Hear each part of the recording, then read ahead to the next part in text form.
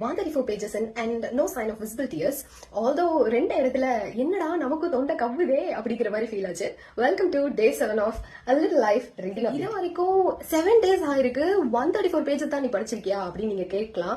But இந்த read எப்படி என்னோட ஹிஸ்டாரிக்கல் புக்ஸ் மாதிரி அதுல எப்படி ஒரு ஹீரோயினோடைய பிசிக்கல் அப்பியரன்ஸையே ஒரு 5-6 பக்கத்துக்கு எழுதிருப்பாரோ அந்த மாதிரி இன்னும் டீடைல்டுன்னு சொல்ல முடியும். அப்படியே அந்த தாட்ஸ் அப்படியே கொட்டுறது, அந்த ரா ஃபீலிங்ஸ் அப்படியே எழுதுறது, அது மாதிரியும் டைரி எழுதுறாங்க. பட் ஆத்தரோட கதையை எழுதல, வேற ஒருத்தவங்களோட கதையை அவங்க டைரி எழுதுனா எப்படி இருக்கும், சம்பவம் அந்த மாதிரி எனக்கு ஃபீல் ஆகுதுன்னா ஒவ்வொரு பக்கமும் வந்து அப்படியே எறும்பு ஊறுற மாதிரி இருக்கு எழுத்துக்கள்.